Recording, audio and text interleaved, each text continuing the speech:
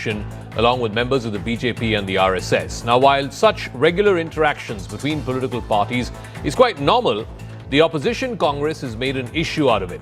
Now, this is despite the fact that when the UPA was in power, the Congress accused of signing an MOU with the CCP. The BJP had made that a huge political talking point at one point of time. Now, the Congress is asking the same question of the BJP and the RSS as to how, 5 years after Galwan, after some of our soldiers were killed there, can the ruling party meet with a delegation of the ruling party of China.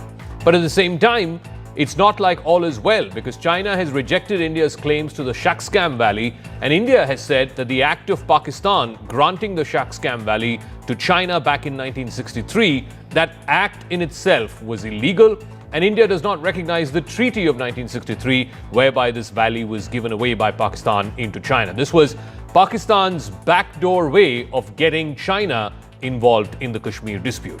Now, it shows that even when there is a relative period of thaw in the overall bilateral relationship. Remember, it started when the two leaders, Prime Minister Modi and President Xi Jinping of China, met in Kazan in Russia in October of 2024. That's where they agreed to the disengagement process. That disengagement is complete, but the next two stages, which is de-escalation and de-induction of troops, removing the 50,000 troops on either side, that is far from complete. So, Delhi, can it fully ever trust the dragon given the ongoing developments related to the Shaksgam Valley, and also at the same time this political tete-a-tete that seems to have happened between the CCP and the BJP? Let's listen into some political reactions first.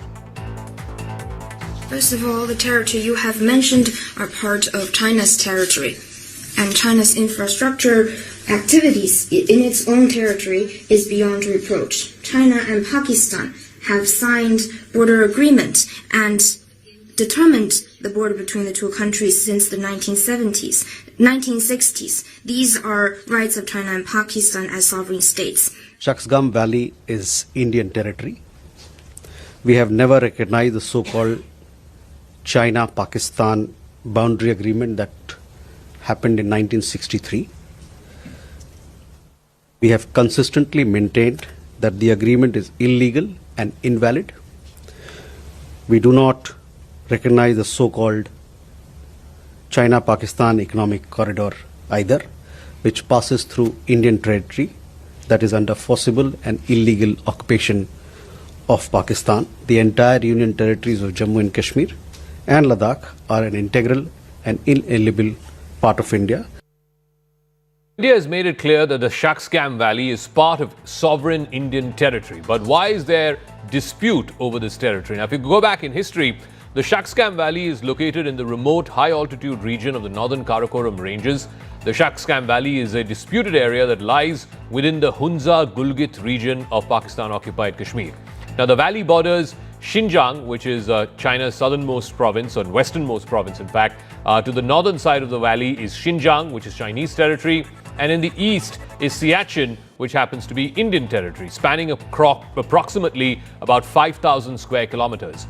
Now, the region's strategic location allows for the visual monitoring of the line of actual control, and that makes it a crucial point of contention between India, China, and Pakistan. Now, in 1963, in a treaty that India does not recognize, right after the 1962 war between India and China, Pakistan, in a sleight of hand, gave away the Shaksgam Valley to China in a way to allow for the backdoor entry of China into the Kashmir dispute, which is why even in 2019, when Article 370 was abrogated, it was not just Pakistan that took it up as an issue of contention, but also China, because China says there are parts of this disputed territory which it claims, and therefore it also issued a statement against the abrogation of 370. That whole thing traces its genesis back to 1963, when Pakistan gave away about 5,000 square kilometers to China, which India considers illegal all the way back to 50 years ago.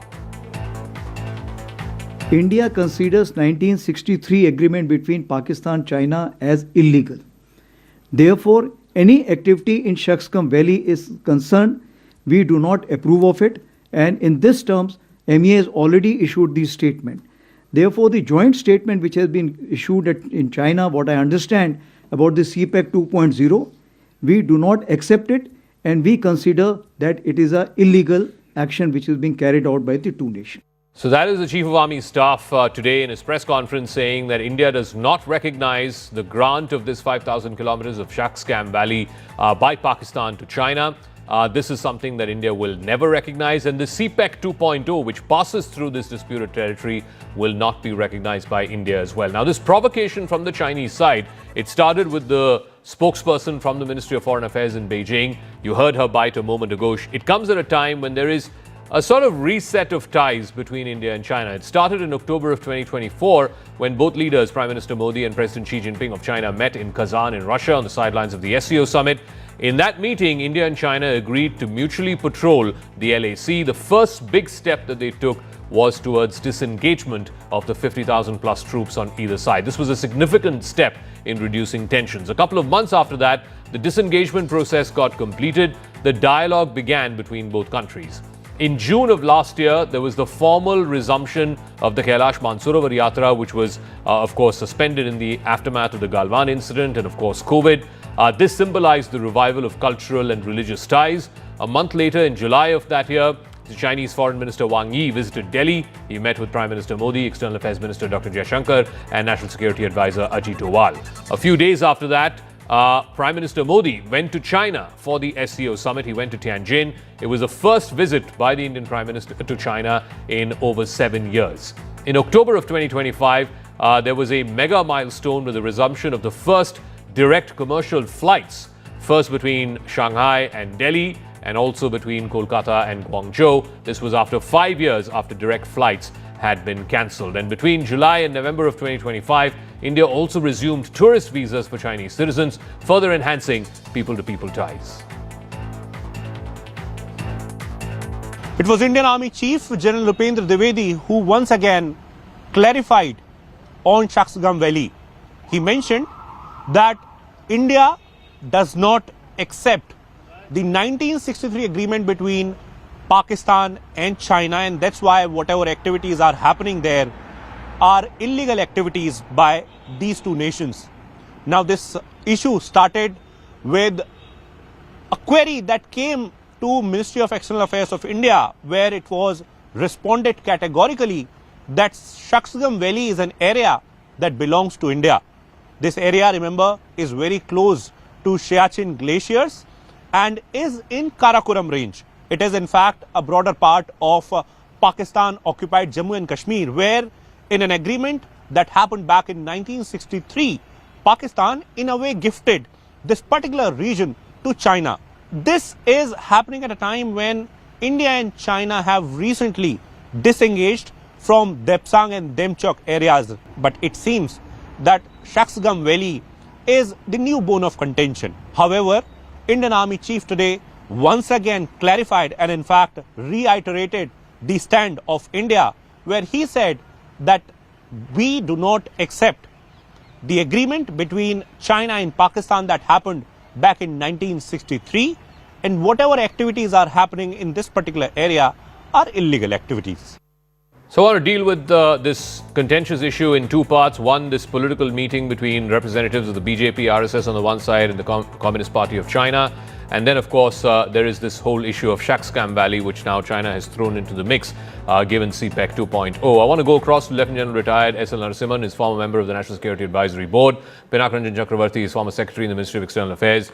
Let me start with you, General Narasimhan. You know, political contacts between political parties happen all the time. It shouldn't be that big a concern or a consideration. But now, the Congress seems to have raised an issue with the fact that the BJP and RSS members of some of them have met with this visiting Chinese CCP delegation at a time when they say that the relationship is not normal. We've seen what happened in Galwan and its aftermath. Yes, there is a normalization that's begun from October 2024 when Modi and Xi Jinping met, but the relationship is far from normal. So such a meeting should not happen. How do you view it? Thank you very much, Zaka, for getting me on your show. 2 points I'll mention on this. One is, it is a party-to-party kind of a meeting and an interaction. It is part of the international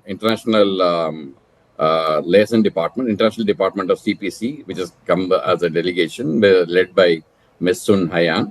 So that is something which is to be seen as a party-to-party kind of a thing, which this IDCPC always does in China. That is their main job. That is one. And second thing is, linking this to various other issues, I think we need to be a little cautious and careful, basically because this is a delegation which has come, which is still in India. I'm sure they are going through their own meetings that have been approved by the government. And so that is something which will go on. We need to differentiate between a party-to-party kind of interaction and the government-to-government kind of interaction. These two are two different things. That is one. Having said that, in the initial reaction, you talked about Shaksgam Valley. I'll just make one point on that.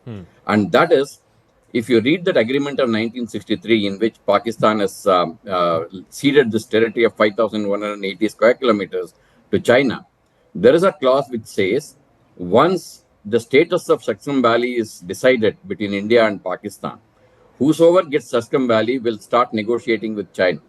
So, which means that area is disputed, and it is still disputed. Since that is not done, but even if China claims it is their territory, it will still be questionable because of that particular clause which is there in that agreement. But the reason why it has come to light now is because of this CPEC 2.0. They are extending one part of the China-Pakistan Economic Corridor through the Shaksgam Valley, which has been India's primary opposition to the BRI. China is saying that why should India oppose, because this was never India's territory, Pakistan gave it to us. What is India's legal legs to claim this territory? Because the opposition is starting from the CPEC. So my point is this, CPEC or otherwise, that particular clause of the agreement of 1963 keeps that area as disputed. So if it's a disputed territory that has been given by somebody to somebody else, it still remains disputed. So that is where I think we need to be very clear about. Okay. China can claim anything, Pakistan can claim anything, but I think Shaksgam Valley remains our territory and will continue to be our territory as and when this thing gets resolved. So let me ask Pinak Ranjan Chakravarti, as former ambassador, former secretary in the MEA, it is always a good thing to have contacts between countries, between delegations. I mean, the governments are regularly meeting. The Prime Minister and Xi Jinping met in Kazan. They also met in Tianjin. At various levels, the foreign minister level, the NSA level, there are all kinds of interactions that happen between Indian and Chinese leaders. So why can't political parties meet? The Congress's contention is these are not normal times. You're basically giving some kind of a blank check to the Chinese, and you have not gone back to the condition that you had in 2020 when Galwan happened, that is status quo ante. You have to go back to the pre-2020 position, which so far we have not gone back to. I don't think this kind of hard and fast rule can be applied. That unless you do this, then this will not happen. That doesn't happen in diplomacy. China is our largest neighbor, and we are the top two countries in the world in terms of population.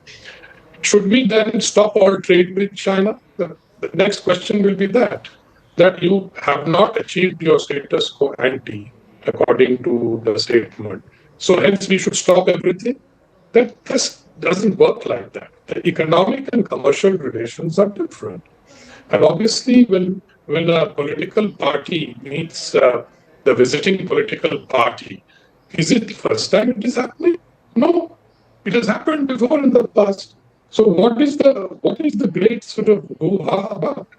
So I think that this is quite normal. And as you said, that there is a little bit of thaw that has set in because of the geopolitical conditions prevailing in the world today. And China's economic heft is clearly recognized. And that is why we have to deal with China. We need some things from China. China needs some things from us. But yes, in a sense that the border issue will continue to intrude. And as General Narasimhan said, that, you see, the land remains disputed. Whatever they can do, whatever its status at the moment, China may be occupying it and building whatever it is on there, for whatever strategic reasons they have, being Siachen being on one side, that is one reason. But it remains disputed in international law because the UN resolutions are also there. Although we don't claim the UN resolutions and we say we will deal with them bilaterally, it doesn't mean that China has legal rights over that territory. But if they are building fundamental sort of infrastructure projects there, which fundamentally alters the strategic nature and the strategic advantage there, then what can India do? It's not like India can take this matter to the International Court of Justice, right?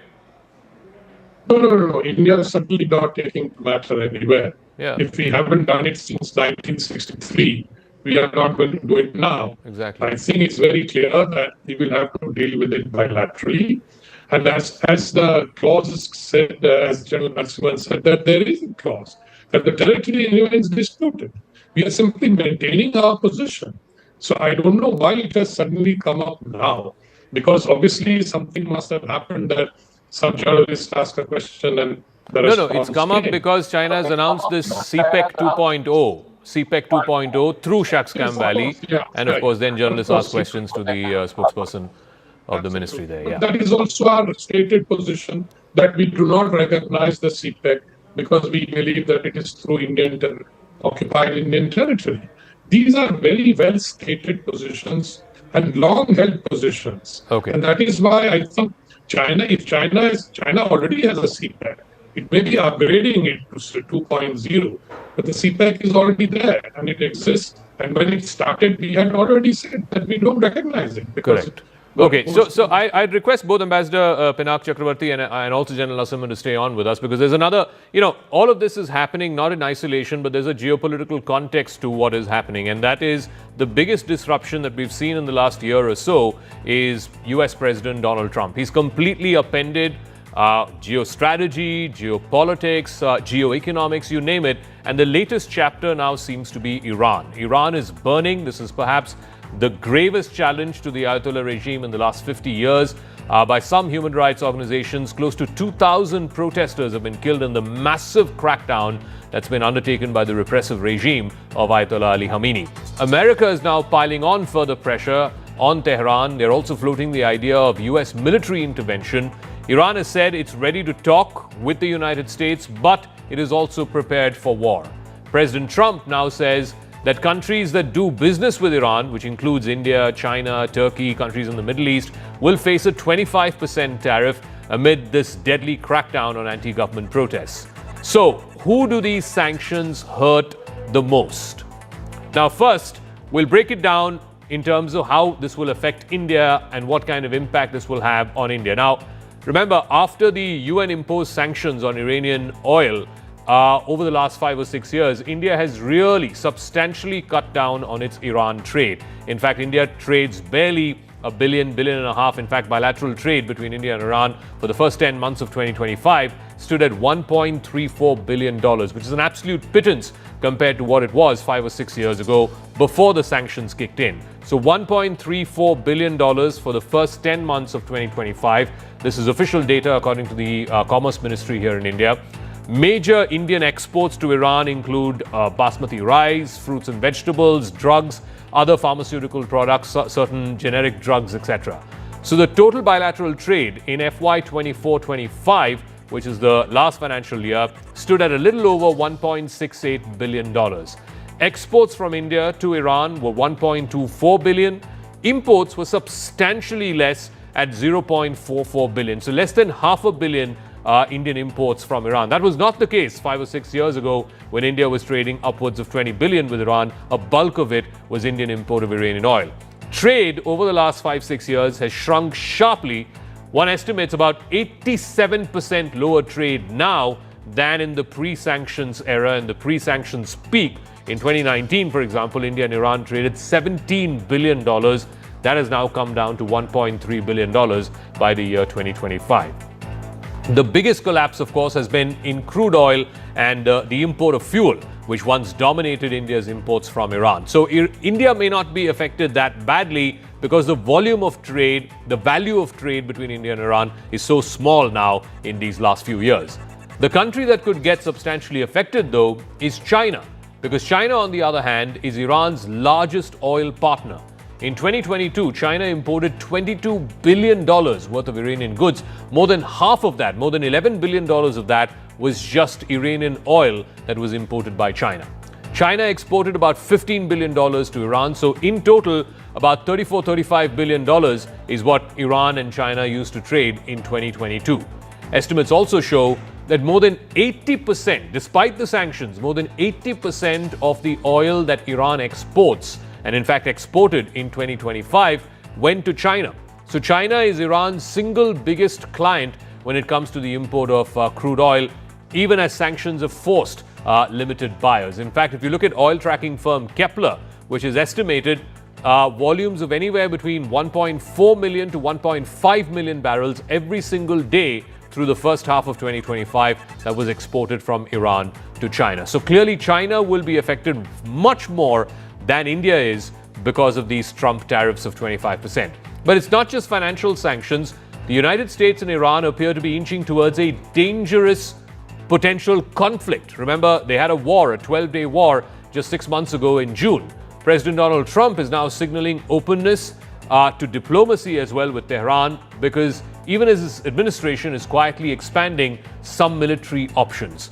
The White House press secretary says airstrikes are one of many military options in front of the president's table. It could also include cyber attacks. It could include direct strikes on the IRGC or even on the domestic security apparatus in Iran.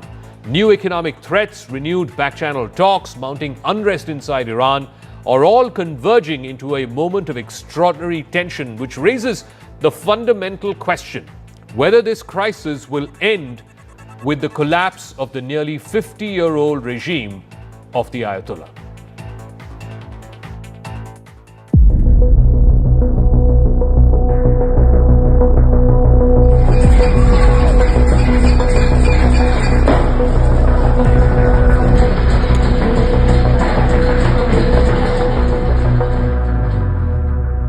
US President Donald Trump is exploring options for diplomacy with Iran, even as he weighs whether or not to attack Tehran. The Pentagon is presenting him with a wider range of strike options than was previously reported. Possible targets include Iran's nuclear program, going far beyond the American airstrikes that battered it back in June. A cyber attack or even a strike against Iran's domestic security apparatus, which is using lethal force against the protesters, are more likely options. Any attack is still at least several days away and could prompt a vigorous retaliation from Iran. I think one thing President Trump is very good at is always keeping all of his options on the table, and airstrikes would be one of the many options that are on the table for the commander-in-chief. Diplomacy is always the first option for the president. He's told all of you last night that what you're hearing publicly from the Iranian regime is quite differently from the messages the administration is receiving privately. And I think the president has an interest in exploring those messages. However, with that said, the president has shown he's unafraid to use military options if and when he deems necessary, and nobody knows that better than Iran. On Monday, Trump issued a new threat, saying in a social media post that the United States would impose tariffs of 25% on any and all businesses done with the United States by countries that are also engaged in doing business with Iran. So any country that buys or sells with Iran will face the prospect of this 25% tariff. This would affect, among others, countries like China and India, which continue to do business with Iran, albeit in restricted amounts after the UN imposed sanctions on Tehran 5 years ago. India, Turkey, the Middle Eastern countries could all be most affected by this latest order, as well as, of course, China, which is the biggest buyer of Iranian oil. But President Trump and China's leader Xi Jinping have agreed to a truce last October in their ongoing trade war.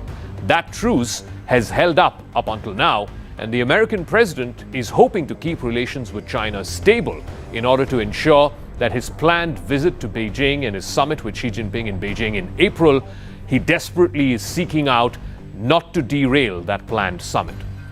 On Monday, Iranian officials also appeared to temper down some of their anti-American rhetoric. They said that they were ready to talk with the Trump administration once again.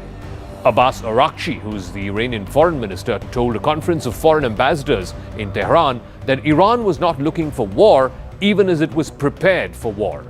He asked for negotiations which are fair and conducted with mutual respect.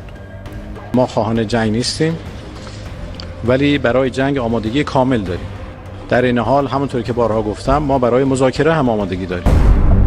Iran also said that communication channels were open between Foreign Minister Araghchi and Steve Witkoff, who is Trump's special envoy for the Middle East. In fact, Witkoff was the person who was leading the US-Iran talks last summer.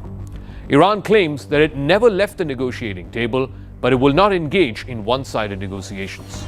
Those talks last year were on Iran's nuclear weapons program. They failed last summer. It eventually led to America and Israel jointly attacking 3 of Iran's top nuclear facilities in a 12-day war. America and Israel easily won that war. It was decisive, it was quick, and it decimated Iran's nuclear program. Iran is still reeling from the scars of that war. Some American officials think that Iran is trying to delay an American attack rather than aiming to sincerely engage in diplomacy. It was not clear on what topics the Iranian government was willing to negotiate, or was it simply buying time from the United States?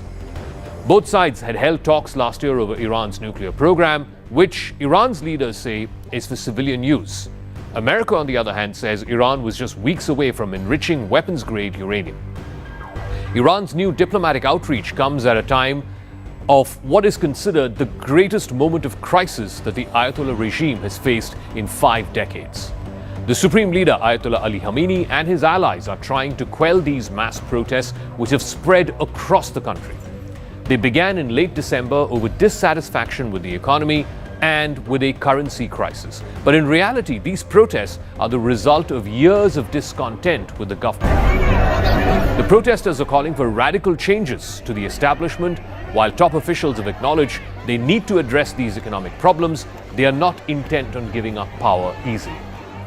Iranian security forces, armed with tear gas rifles and long-range guns, have fired into these crowds over the last few days. Videos of gunfire and people yelling and storming these markets, they've circulated widely in social media across the country and beyond. There are also multiple videos doing the rounds of body bags piled up outside hospitals. The Iranian government also led a million-man march against these so-called terrorists and traitors who are tearing up with foreign powers to try and destabilize the country. The protests are also backed by Reza Pahlavi, who's the son of the last Shah of Iran who was deposed in the Islamic Revolution nearly 50 years ago. Iran has seen wave after wave of protests, from the Green Revolution in 2009, right after the election of Mahmoud Ahmadinejad, to the anti-hijab protests seen in 2022 after the death of women activist Masha Amini. But all of these protests have been crushed by the iron fist of the Ayatollah. This time, though, seems no different. And we're just getting a piece of breaking news in connection with this story, and it's important because President Trump of the US has just put out a social media post. It's his latest message to the Ayatollah regime, to the Iranian people actually. He says help is on its way, keep protesting. He says he has cancelled all his meetings with Iranian officials until these senseless killings stop. So this is a big message by President Trump. He's ditched diplomacy. He has said that he's cancelling all his meetings with Iranian officials. He also goes on to say ominously to the Iranian protesters, help is on its way. Let me go back to Ambassador Pinak Chakravarti. What does he mean by help is on its way? There's a lot of speculation about whether there will be some kind of military intervention by the United States, some kind of airstrikes. Do you reckon that the time has come, or President Trump is inclined more in the direction of military action rather than diplomacy? You know something, Jacob, that military action might actually help the regime, because then the people will rally around Tehran. And I don't think that's a very good option, although it is being announced as a pressure tactic, because it is. But there's no doubt that this is an attempt to change the regime. There's no doubt about that. They have done it elsewhere, so this is another attempt. And I think some countries in West Asia may be part of this.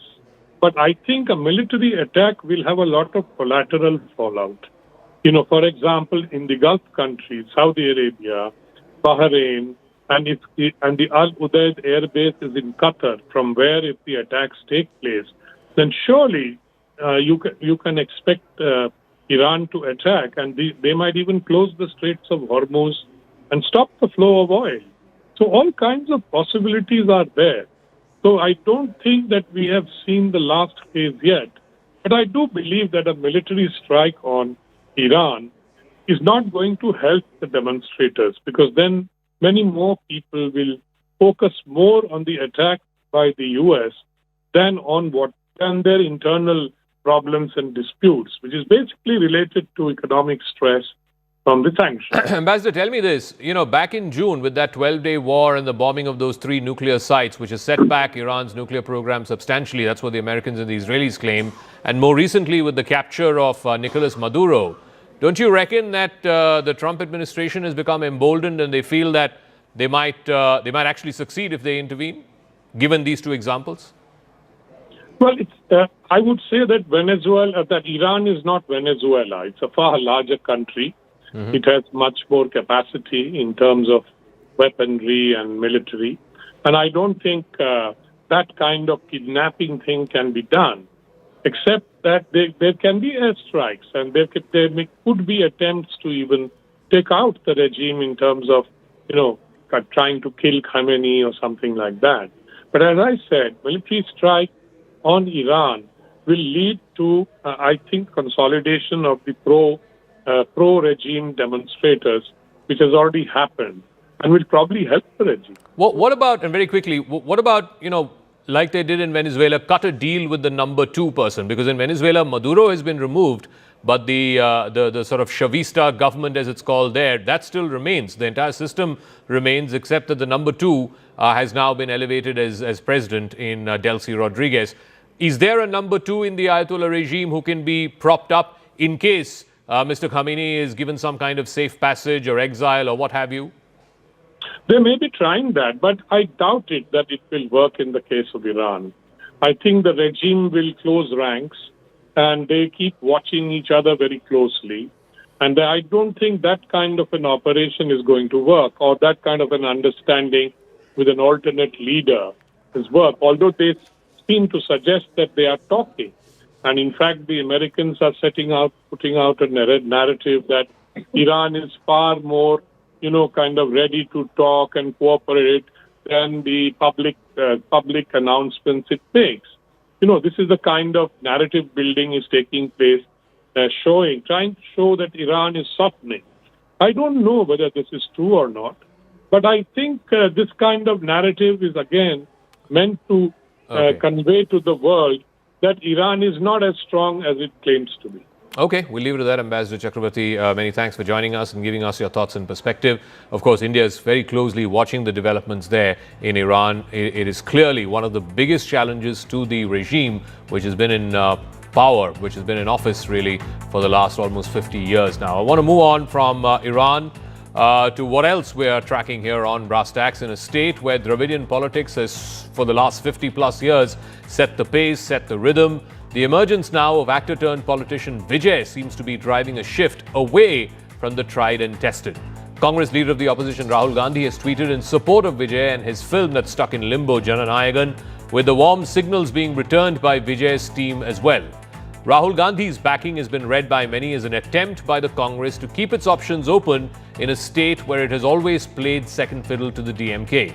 But there have also been recent tensions between the Congress and the DMK over seat sharing, over power sharing. In fact, multiple Congress leaders from the state have said that it can't always be the case that the Congress shares seats with the DMK, but the DMK refuses to give a part of government or ministerial positions in government share power with the Congress. That has become a big bone of contention between both parties. So, this latest tweet by Mr. Rahul Gandhi supporting Mr. Vijay and his film that's stuck between the CBFC and the courts, is the Congress merely flexing its muscles within the alliance, or is it preparing the ground for a strategic shift away from the DMK? Can the Congress afford to move away from the DMK? After all, for the last 20-30 years, this alliance, barring a brief interim between 2013 and 2015, barring that brief interim, the Congress and the DMK have been in alliance for the last 20 years.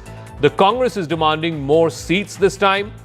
They want a clearer power-sharing arrangement ahead of the upcoming election, a move that has not gone down well with the senior ally, which is the DMK. Tensions have escalated further after remarks by a Congress leader describing Tamil Nadu's debt levels as high, comments that openly embarrassed the DMK government. It also drew sharp reactions from the DMK leadership. At the same time, the Congress has also begun reaching out to actor-turned-politician Vijay and his party, the TVK, including today's latest tweet by the leader of the opposition, Mr. Rahul Gandhi, saying that the people of Tamil Nadu cannot be suppressed and that this attempt by the I&B ministry to not give the certificate to Vijay's film will not stop the film, will not stop the Tamil people. That is fueling speculation of a possible alternative alliance or a third formation, or at least a pressure tactic, if you will, aimed at renegotiating more favorable terms with the DMK. Adding to the friction, Congress leaders have also called for a ban on the film Parasakti, which is a movie that's backed by people close to the DMK, accusing it of misrepresenting the party's legacy and its ideology. It's a sensitive cultural flashpoint that is closely associated with the DMK's political identity. In fact, it is distributed by Udayanidhi Stalin's company called Red Giant Films. Let's try and get a sense of perspective on what is happening. Is this just political muscle flexing ahead of the elections, ahead of seat-sharing talks, or is there a fundamental reset of alliances that we're potentially looking at in Tamil Nadu? Well, Congress leader Rahul Gandhi's tweet supporting Vijay and blaming the centre over the delay in Vijay's movie Jananayagan getting the censor certificate hasn't gone down well with the DMK. The DMK on the record maintains that all is well between the DMK and the Congress, but over the last couple of weeks we've seen many voices from the Congress openly backing Vijay. In fact, even as far as Jananayagan release date is concerned, when the cases were going on, several Tamil Nadu leaders belonging to the Congress had come out in support of Vijay and blamed the centre, alleged that it's the BJP that's trying to stop the release of Jananayagan. And now Rahul Gandhi also making similar statements backing Vijay. Remember when the Karur tragedy unfolded in the end of September, that is also when Rahul Gandhi had spoken to Vijay. Even then, DMK also on the record says that they allege that it's the BJP that's trying to put pressure on the TVK to join hands. So at the moment, all eyes on how discussions between the TVK and the Congress would pan out. TVK does not deny any sort of discussions. They maintain that they have a political enemy, which is DMK, and an ideological enemy, which is the BJP. So whether the talks will become serious, whether both the parties, TVK and Congress, whether that alliance will happen or not, we will know in the next 2-3 weeks. All right, I want to go across to Sumant C. Raman, political analyst who's joining us. Sumant, what is going on? I mean, is it just sort of political muscle flexing that's going on, or is there a fundamental reset that we're looking at, the Congress willing to walk out of the DMK alliance? Zaka, I don't think the Congress is as yet willing to walk out. What they want to do is to send a clear message to the DMK that you cannot take us for granted. And they've been taken for granted. I mean, for so long, for the better part of 2 decades, the DMK has ridden roughshod over the Congress, the state unit. And there, the assumption being that we will talk to Delhi. And now, in the Congress in Tamil Nadu, there are 2 factions. I mean, there are normally about a dozen factions. But on this issue, there are 2 factions. One, which is made up of the state unit chief, Mr. Selva Perindagai, along with the likes of Mr. P. Chidambaram, who are absolutely against even talking about the TVK. They are totally committed to the DMK alliance. Then there are the others on the other side, people like Mr. Manikam Tagore, the member of parliament, and a few others who are saying, wait a minute, what is wrong if we ask for a share of power? The Congress has gone as far as to form a committee for seat sharing talks headed by Mr. Girish Chodankar. And Mr. Girish Chodankar has said that he hopes that the seat sharing agreement with the DMK will be finalized soon. But he also said there is nothing wrong if we expect a share of power. Now, to that extent, I think what this would have done is it would have convinced the DMK that we cannot give them the same number of seats we gave them last time. We'll probably have to increase it a little more. And maybe one of the rumors circulating here is that a verbal assurance was asked that there would be a share of power which would be given post-elections in case the alliance won the election. And that's something that the DMK has not been willing to give. Yeah, it has never happened. I mean, even when the Congress was in alliance with the ADMK, even when they won, it was not like there was power sharing. But I want to come to the second part, which is what's in it for the TVK. Let's say if the alliance breaks and the Congress and the TVK were to come together, would that even be a viable formation? Because there seems to be a lot of nice things that are being said about each other. But will that politically resonate with the people of Tamil Nadu? What are they offering? I mean, what the alternative to what? I mean, the Congress has been in bed with the DMK for the last 20 years. So how can they be the alternative? No, and as far as the TVK is concerned, the TVK announced a year and a quarter ago that it was willing to enter an alliance with anyone who would accept Mr. Vijay as a chief ministerial candidate. Right? They said they would head the alliance and they are open to an alliance. To as on date, not a single political party, big, small, medium, nobody has signed up. Right? So this talk that the Congress may actually be interested in a tie-up with the TVK, I mean, TVK is going to look very stupid once the Congress concludes the seat-sharing arrangement with the DMK. But they are not that politically savvy. They are quite naive. Most political observers feel that the Congress is using them and they will dump them, once they get a better deal from the DMK. But the TVK has no options at the moment. I mean, it's not that there are a queue of parties waiting to sign up with the TVK, Zaka. So, anybody who says, even if it's a small party, forget a national party like the Congress, even if a too big party actually came up and said that they want an alliance, the TVK will say, yeah, why not?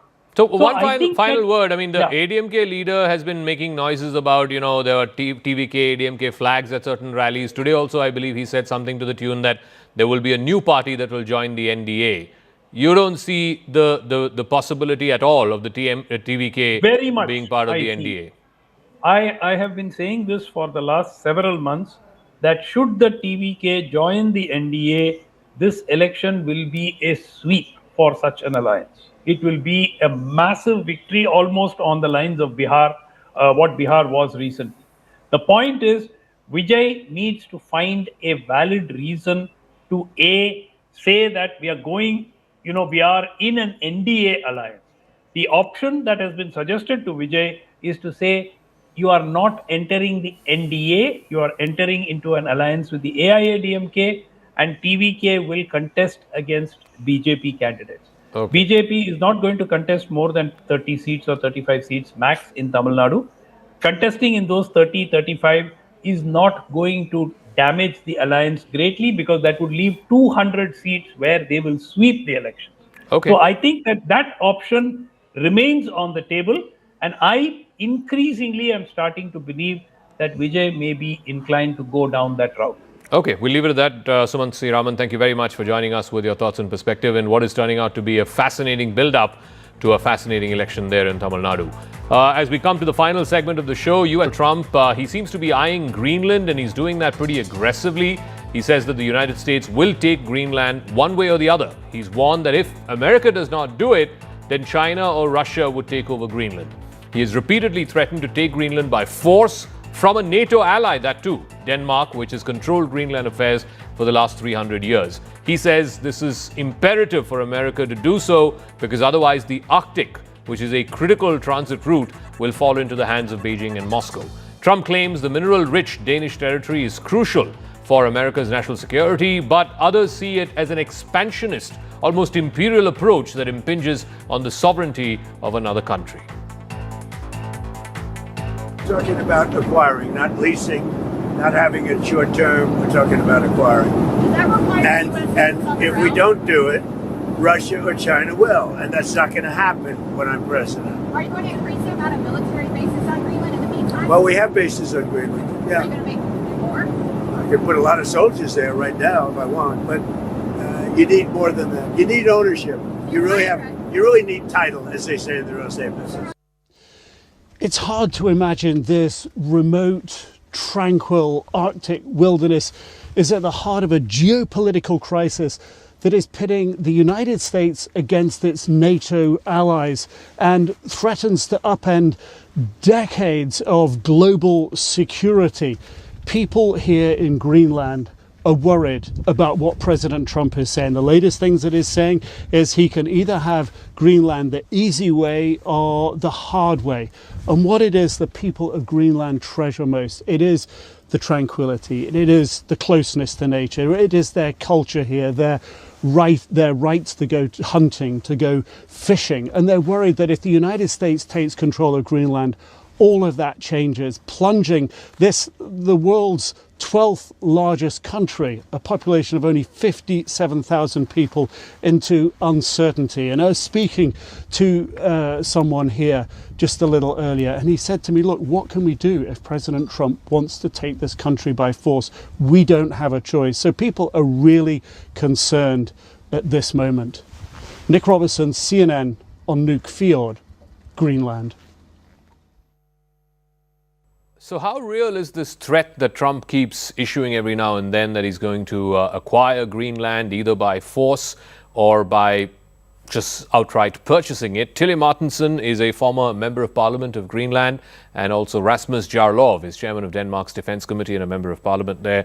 Thank you very much, gentlemen and lady, for joining us. Let me start with you, Ms. Martensen. You've been a former MP in Greenland. 50,000 plus people there. The comments that, President Trump keeps making and other cabinet members in the US keep making, that, Denmark must be part of America and America's sort of sphere of influence, and he's going to either militarily acquire it or purchase it. How is this being received by the people of Greenland? Well, of course, there's been a lot of fear after they went into Venezuela and kidnapped the president there, because it's one of the things that he has been said that seems so out there, but that he did. And we also got some news yesterday that he was trying to draw up invasion plans. So the news haven't been received very well. Some are scared. A lot is very angry. And we have to say everyone in Greenland and in Denmark, of course, knows that he can already do whatever he wants security-wise, more or less, in Greenland. So it's not about security reason. It has to be about something else. So people are angry and bewildered. And we had a lot of Danish soldiers and Greenland veterans who fought alongside America in a lot of conflicts, because we adhere to international law and we uphold the treaties that we have been going into, and just because we have been good friends and allies. So very bewildering. We don't understand. So if it's not about for military reasons, as you said, there is this existing agreement between the USA and Denmark from 1951, I think renewed again in 2004. He can pretty much do what he wants militarily. Then what is driving this? I mean, is it business? Is it rare earths? What is it? I think probably, and we can only speculate, of course, I think probably it's because he wants to be the first American president for a long time that makes America bigger. That's at least what he sort of hinted at to the New York Times at the day before yesterday. And also, I think he has a lot of friends who would like to control the rare earth minerals and the oil deposits that we may have whenever some of the world's other deposits maybe are ending. And of course, the Northeast Passage is also something that he wants to make sure that China and Russia isn't controlling. Let me just add, nobody up here in the Coast Guard or anywhere, any of our fishermen has said that we had Russian and Chinese vessels all over the place. That is not true. Okay. We have had visits occasionally, but this is also one of the main things he has been touting. So that is not why. We would have to ask Donald Trump, wouldn't we? But it's very bewildering. I mean, they have always been a good friend and ally. I hope after the meetings with Marco Rubio in Denmark and Greenland, it would be the same way. But we just don't know. So let's get the Danish view on this, Mr. Jarlov. So in response to some of these comments made by President Trump, I think the Danish Prime Minister, Ms. Frederiksen, she said that Greenland is not up for sale and Mr. Trump should ask nicely and so on. Of course, I don't want to get into the politics of it, but Mr. Jarlov, can Trump just go ahead and acquire Greenland or invade Greenland without, worrying about what Denmark is going to say or what the Europeans are going to say? I mean, after all, if he decides to do it militarily, it's not like Europe can challenge him militarily. No, that's true. And we know that parts of the American public don't have any respect for either Denmark or Europe or Greenland, of course. For them, some of them, it's a goal in itself just to demonstrate that they can do horrible things just because they have a lot of power. We will do everything we can to oppose it. We know we're a small country and we will not be able to stop them militarily. They can destroy us militarily if they want. We are full aware of that. But if the Americans think we will ever voluntarily agree to just, sell Greenland like it's some kind of property and make 50,000 people that don't want to become Americans over their heads, he can think again. That is never, ever going to happen. And if the Americans were to force a takeover through, he would burn down the entire alliance, and we would be completely done with the Americans. But how does it change after, what we saw in Venezuela? I mean, he pretty much went in, captured a sitting president, put him on a helicopter, brought him back to New York. So he's sending out a signal that he can do that pretty much anywhere as he pleases. And two, as you said, what happens to the alliance? I mean, it's not like Trump thinks particularly highly of NATO. He anyway thinks Europe is the reason why Putin is not ending his war and so on and so forth. Yeah, I mean, we can only appeal to the American public. And we have seen encouraging polls saying that a very large majority of the American public is completely opposed to both a military takeover and an annexation of Greenland. And I mean, there is nothing to gain. Even there's no excuse. There's not a shadow of a justification for doing it. It would be the most illegitimate land claim in modern history. They're not even pretending to have a reason. They're just saying we think we need it and therefore we can take it. But what's even more bewildering is that there is no logic behind it. They won't get any advantages that they don't already have with the arrangement that we have today, where they have full military access to Greenland, and where the Greenlandic authorities have always said that American investments are more than welcome. So they would only have, they would be in a situation where nobody in the world would recognize U.S. ownership of Greenland. They would have to put people in prison that would oppose them violently and with all means, and they would have to struggle with that. And they would have to pay for a lot of expenses in Greenland, whereas today they have the access without any expenses, without any trouble, which is a perfect situation for them. So the whole thing is just so dumb and illogical. Mr. Jarlov and Ms. Martinson, thank you very much for joining us here on News 18 with your thoughts and perspective. Thank you. Thanks a lot.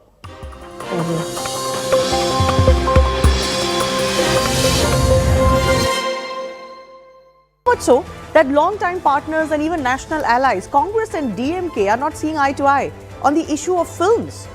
Real pictures turning into a real divide on ground. Congress leader Rahul Gandhi has tweeted in support of Vijay and his Stuck in Limbo film, with the warm signals being returned by Vijay's team as well. Rahul's backing has been read by many as an attempt by the Congress to keep its options open in a state where it has increasingly played second fiddle to the DMK. Furthering its state president's statement recently of wanting to project its own agenda to the public this time, Congress even pitched Rahul as the Thalaiva in Tamil Nadu. Now, is that a true depiction of Rahul's delivery in polls or an overplaying of their hand remains to be seen. But this evolving equation has certainly left the DMK in an uncomfortable position, exposing the quiet fault lines within the opposition alliance. And the question remains, is this merely political shadowboxing or the first sign of a deeper realignment?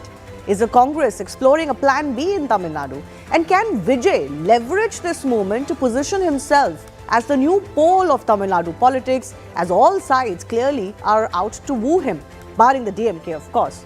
That's the big question we'll take to our guests in just a bit. But first up, let's outline what has transpired. Congress MP Rahul Gandhi backing Vijay over Jan Nayagan's fate still hanging in balance over the certification, saying the INB ministry's attempt to block the movie is an attack on Tamil culture, and added that the Prime Minister will not succeed in suppressing the voice of the millions.